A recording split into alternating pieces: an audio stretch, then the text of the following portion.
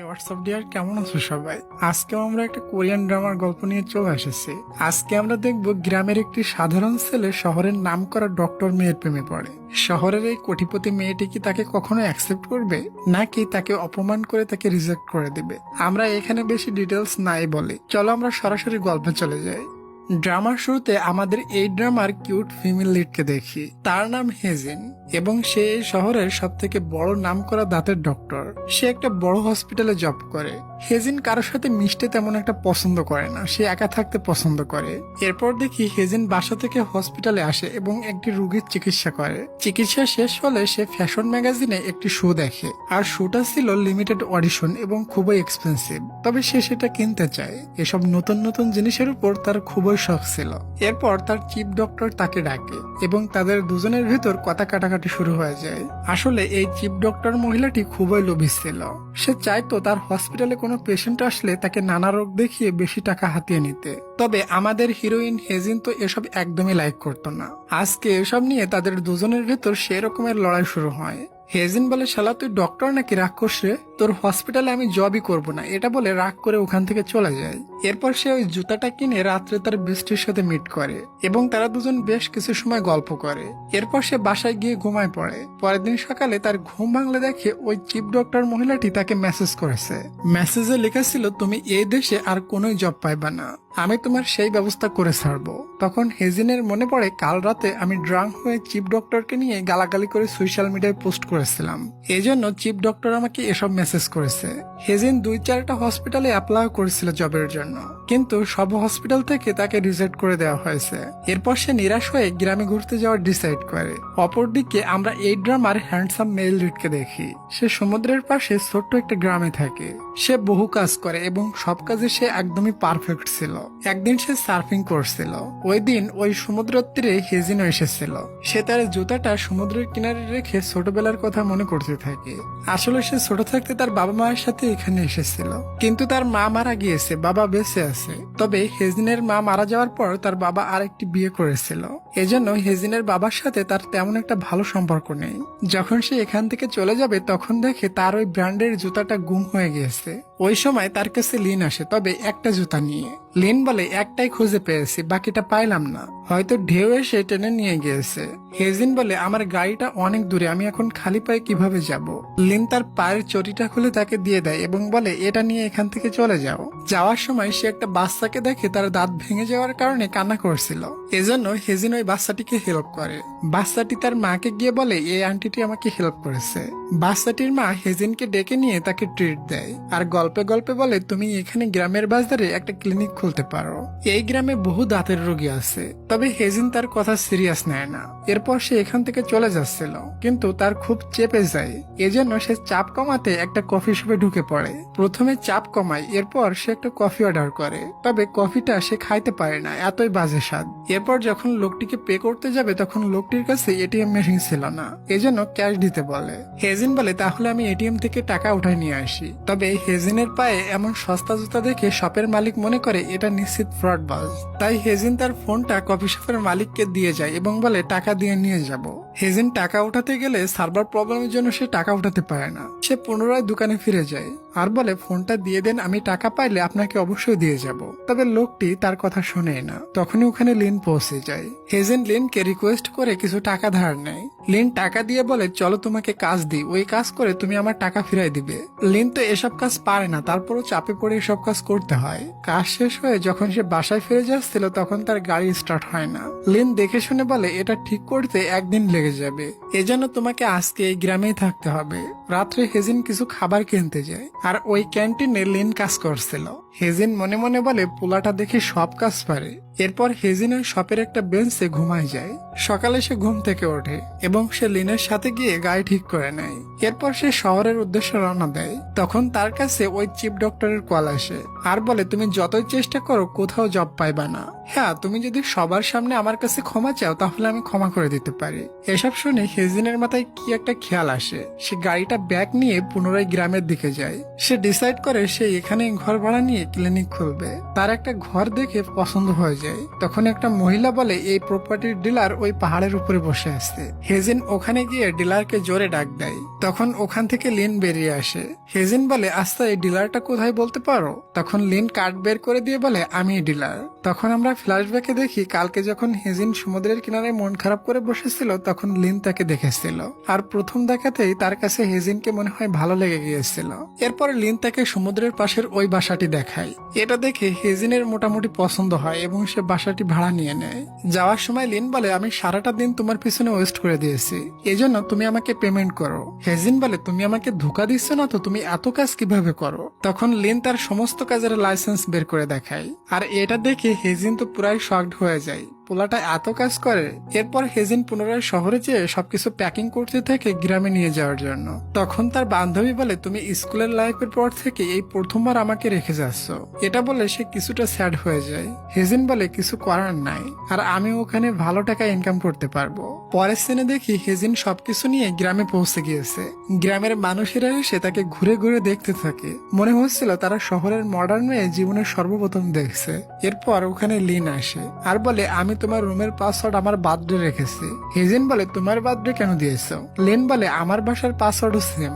হেজিন বলে তুমি একটা মেয়েকে কেন তোমার বাসার পাসওয়ার্ড বলতেছো? হ্যাঁ, তুমি কি মনে করছো তুমি হ্যান্ডসাম বলে রাত্রে আমি তোমার বাসায় যাব? আমি কিন্তু অমন মেয়ে না। লিন বলে হ্যালো ম্যাম, আমি কিন্তু খারাপ মতলবে তোমার সাথে আমার বাসার পাসওয়ার্ড বলিনি। এরপর তারা কিছুক্ষণ কথা কাটাকাটি করার পর লিন ওখান থেকে চলে যায়। পরের দিন সকালে ঘুম থেকে উঠে হেজিন ছুটতে বের হয়। এটা দেখে গ্রামের দাদিরা বলে সি মেয়েটা কেমন টাইট আর ছোট ছোট কাপড় পরেছে, দেখো কোথায় কি আছে সবকিছু ক্লিয়ার বোঝা যাচ্ছে। এসব কথা দাদিরা লিনকেও যেয়ে বলে বলে এত ছোট ছোট কাপড় পরেছে ওই মেয়েটার বেলি বাটনও দেখা যাচ্ছিল। ওদিকে হেজিনের নিকট ওই আন্টি আসে সেদিন যার মেয়ের সে দাঁত ঠিক করে দিয়েছিল।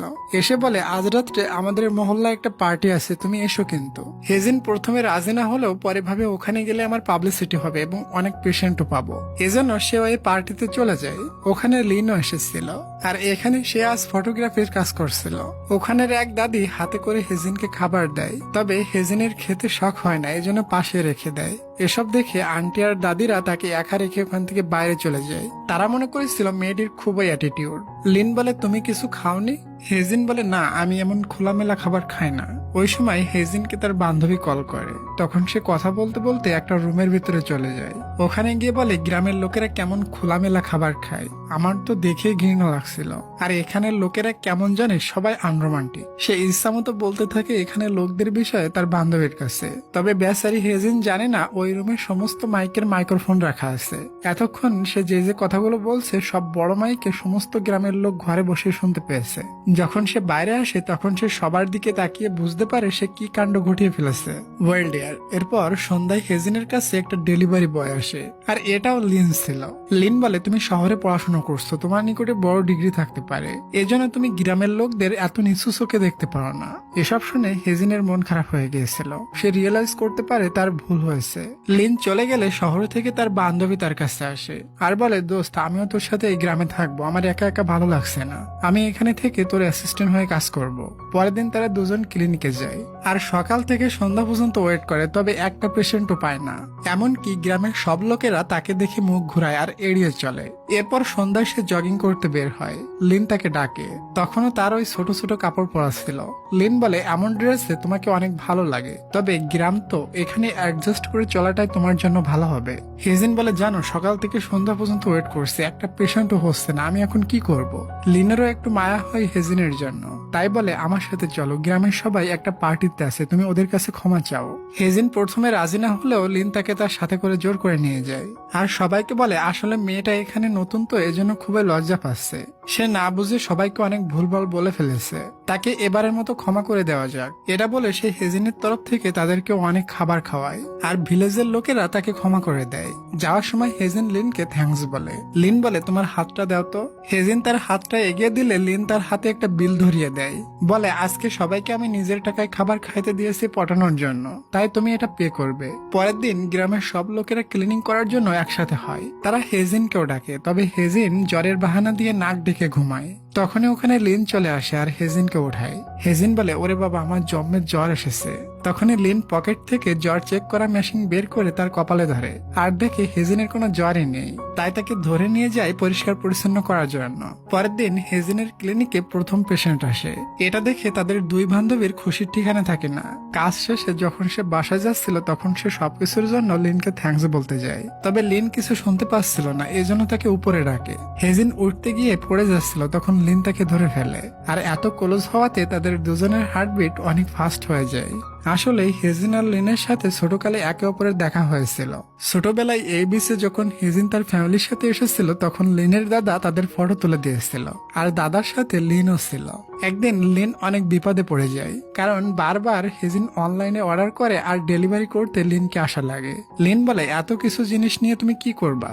হেজিন বলে, কাল সকালে আমি শহরে যাব আমার এক বান্ধবীর বিয়েতে, এজন্য কিছু সাজুগুজু করতে হবে। পরের দিন সকালে হেজিন রেডি হয় শহরে যাওয়ার উদ্দেশ্যে। তার আগেই লিন রেডি হয়ে তার দরজার সামনে এসে দাঁড়ায়, বলে, আমিও তোমার গাড়িতে শহরে যাব, আমারও কিছু কাজ আছে। হেজিন তাকে নিতে রাজি হয়ে যায়, তবে তখন দেখে তার সাথে আরো দুই দাদিও যাবে। তখনই তার মুখ বাংলার পাশের মতো হয়ে যায়।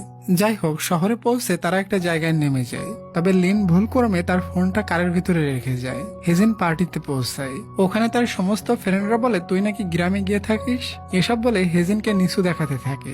হেজিনও কম ছিল না, বলে, আমি গ্রামে কোটি টাকা ইনকাম করি, ওখানে জাস্ট একটা ক্লিনিক, সেটা আমার নিজেরই। ওই সময় লিন তার ফোনটা নিতে এখানে চলে আসে, আর হেজিনের হাত ধরে একটা জায়গায় নিয়ে বলে, আমার ফোনটা তোমার গাড়িতে রেখে গিয়েছি। হেজিন ভয়ে ছিল কেউ যেন আমাকে লিনের সাথে দেখে না ফেলে, তবে তার ফ্রেন্ডরা তাকে লিনের সাথে দেখে ফেলেছিল। এরপর তারা দুজন শহর থেকে গ্রামের উদ্দেশ্যে রওনা দেয়। বাসায় পৌঁছে হেজিন দেখে তার সাথে লিনের ফটো তুলে কেউ সোশ্যাল মিডিয়ায় পোস্ট করে দিয়েছে। সবাই ভাবতে থাকে লিন তার বয়ফ্রেন্ড, তবে কেউ বাজে কমেন্ট করেনি, বরং সবাই বলেছে গ্রামের ছেলে হলেও ছেলেটা অনেক হ্যান্ডসাম। এজন্য হেজিন এটা নিয়ে তেমন একটা প্যারা নেয় না, সে বলে আসলে লিন অনেক কিউট। পরের দিন হেজিনের ক্লিনিকে একটা পেশেন্ট আসে, আর এটা ছিল লিনের দাদি। দাদি বলে, আমার সমস্ত দাঁতে প্রচন্ড ব্যথা, এজন্য সমস্ত দাঁতগুলো তুলে ফেলে দাও।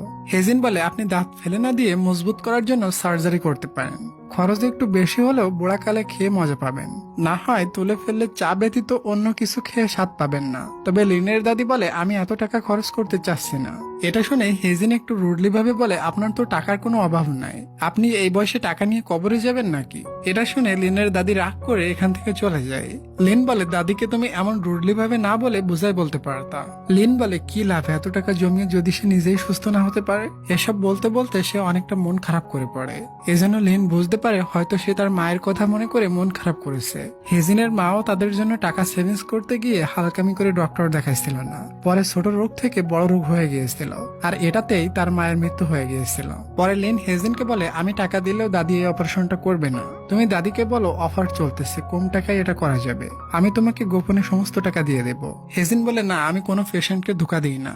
এরপর সে নিজেই দাদির কাছে যায়, আর খুব নরম ভাবে বলে, বুড়া বয়সে দাঁতের খুবই প্রয়োজন আছে, আর পুরানো দাঁত তুলে ফেললে ইনফেকশনও হতে পারে, আমি ট্রিটমেন্টের টাকা নিব না, শুধুমাত্র মেডিসিনের টাকাটা দিয়েন।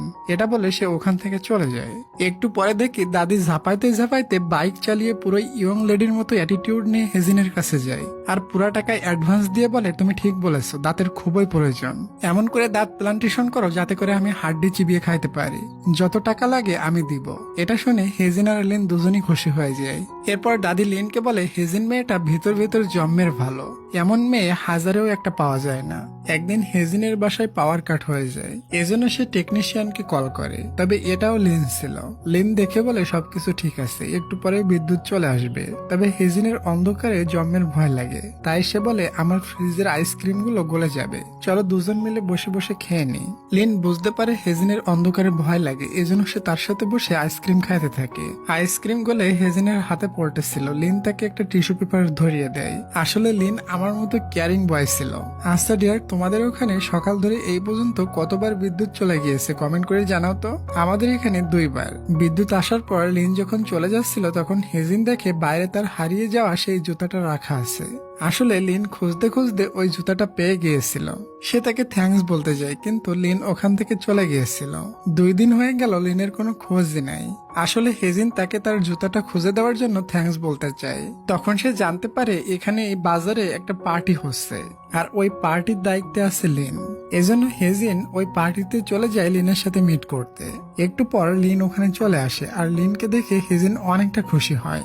সে আসলে লিনকে দেখলে তার মনের ভিতর শান্তি ফিল হয়। এরপর হেজিন ওয়াশরুম সেরে আসলে দেখে আবারও লিন কোথায় চলে গিয়েছে। এজন্য সে এমন ভাব ধরে যেন সে ড্রাঙ্ক হয়ে ঘুমিয়ে গিয়েছে। তখনই সে একটা গানের আওয়াজ শুনে, আর এটা আর কেউ না বরং লিন গাচ্ছিল। তখন হেজিন ভাবতে থাকে একটা ছেলের ভিতর এত ট্যালেন্ট, এটা কিভাবে পসিবল। কিছুক্ষণ পর সবাই চলে যায়, কিন্তু হেজিন ড্রাঙ্ক হওয়ার নাটক করে ওখানে শুয়ে থাকে।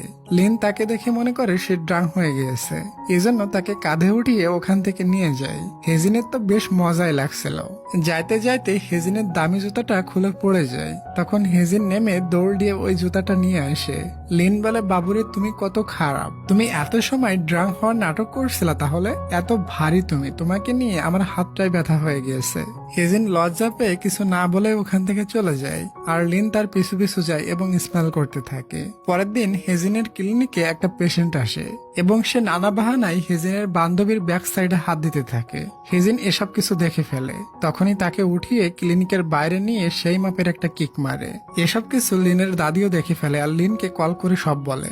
লিন সবকিছু ফেলে দূর থেকে দৌড়ে আসে আর লোকটিকে ইচ্ছামতো লাথি মারে। তবে ইন দি এন্ড লিনই অজ্ঞান হয়ে যায়, কারণ সে যে বহুদূর থেকে দৌড়ে এসেছে এজন্য। এরপর ওখানে পুলিশ চলে আসে এবং সবাইকে নিয়ে লকআপের ভিতর ঢুকিয়ে দেয়। দাদি তখন পুলিশ স্টেশনে ওই বদমাইশ লোকটির ফোন নিয়ে আসে। লোকটির ফোনে বহু মেয়েদের হ্যারাসমেন্টের ভিডিও ছিল। সে ওই ভিডিওগুলো করে মেয়েদের ব্ল্যাকমেইল করে এবং তার সাথে খারাপ কাজ করে। তখন পুলিশ ওই লোকটিকে জেলে ঢুকিয়ে নেয় এবং সবাইকে ছেড়ে দেয়। লিন আর তার দাদি হেজিনকে হেল্প করেছে, এজন্য হেজিন লিনকে থ্যাঙ্কস বলতে কিছু খাবার দাবার নিয়ে লিনের বাসায় যায়। এরপর হেজিন বলে, তুমি এখানে একা থাকো, তোমার বাবা মা কোথায়? লিন বলে, আমার বয়স যখন 6 বছর তখন আমার বাবা মা মারা গিয়েছিল। এরপর তারা দুজন একসাথে বসে খাবার খায়। হেজিন সাথে করে একটা দামি ব্র্যান্ডের ড্রিঙ্কসও নিয়ে এসেছিল। লিন বলে, আমরা দুজন অপরিচিত আর এখানে আর কেউই নাই, যদি আমরা দুজন ড্রাঙ্ক হয়ে উল্টাপাল্টা কাজ করে ফেলে। এটা শুনে হেজিনের গালটা লাল হয়ে যায় এবং সে কিছুটা হট ফিল করে। এরপর লিন বরফে হাত দিয়ে তার হাতটা ঠান্ডা করে হেজিনের গালে ধরে এবং তারা দুজন অনেক সময় ধরে একে অপরকে দেখতে থাকে। পরের দিন সকালে হেজিনের ঘুম ভাঙে আর দেখে সে লিনের বুকে মাথা রেখে ঘুমিয়ে আছে। সে চুপি চুপি লিনের বাসা থেকে ভাগতে থাকে যাতে কেউ দেখে না ফেলে, তবে দেখে ফেলেছিল, তাও আবার এই ভিলেজের ভাইরাস মহিলা। সে ভাইরাসের মতো সমস্ত গ্রামে এই কথাটা ছড়িয়ে দেয়। হেজিন বাসায় পৌঁছানোর আগে তার বাসায় এই খবর পৌঁছে যায়। বাসায় পৌঁছানোর পর হেজিনের একটু একটু মনে পড়ে কাল রাত্রে সে ড্রাঙ্ক হয়ে খুবই পাগলামি শুরু করে দিয়েছিল। এরপর বিদ্যুৎ চলে গিয়েছিল, বাকি ঘটনা কি ঘটেছিল তার মনে পড়ে না। সে লিনের সাথে মিট করে আর বলে, কালকে রাত্রে আমাদের ভিতর কিছু হয়েছিল। লিন বলে, চুপ করো, দরজার পিছনে বহু লোক কান পেতে আছে। পরে লিন বলে, আচ্ছা তুমি কি আমাকে লাইক করা শুরু করছো নাকি? তখন হেজিন বলে, দেখো তুমি আমার বহু হেল্প করেছো, এজন্য আমি তোমাকে জাস্ট ফ্রেন্ড মনে করি, আর রিলেশন তাও আবার তোমার সাথে, এটা ইম্পসিবল। আমি বহু পড়ালেখা করে ডক্টর হয়েছি, তুমি কোথায় গ্রামের একটা সাধারণ ছেলে, তোমার সাথে আমার স্ট্যাটাসে যায় না। এসব কথা লিনের প্রচন্ড খারাপ লাগে এবং চুপচাপ ওখান থেকে চলে যায়। বাসায় পৌঁছালে হেজিনের বান্ধবী বলে, তুই কি সত্যি লিনের সাথে ডেট করছিস? হেজিন বলে, বাদ দিত এসব ফালতু কথা, আমি এত পড়াশোনা করে ডক্টর হয়েছি এমন ছেলের সাথে রিলেশন করার জন্য?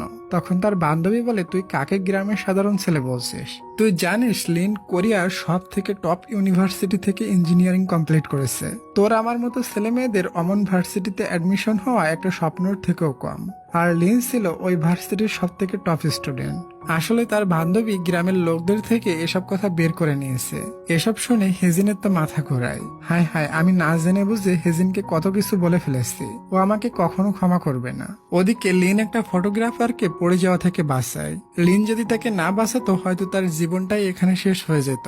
এই ছেলেটা আবার হেজিনের ভার্সিটি ফ্রেন্ড এবং তার নাম সিয়ং। পরের দিন হেজিন একটা স্কুল প্রোগ্রামে যাবে বাচ্চাদের দাঁত ভালো রাখার জন্য কিছু টিপস এন্ড ট্রিক শেখাতে, আর স্কুল থেকে হেজিনের অ্যাসিস্ট্যান্ট হিসেবে লিনকে সিলেক্ট করে। লিন বলে, আমি এখানে তোমার ইমপ্রেস করতে আসিনি, কিন্তু আমাকে সিলেক্ট করা হয়েছে তাই যাচ্ছি, আমি তো তোমাকে একটুও মিস করিনি। এরপর তারা দুজন স্কুলে যায় এবং বাচ্চাদের কিছু টিপস দেয়।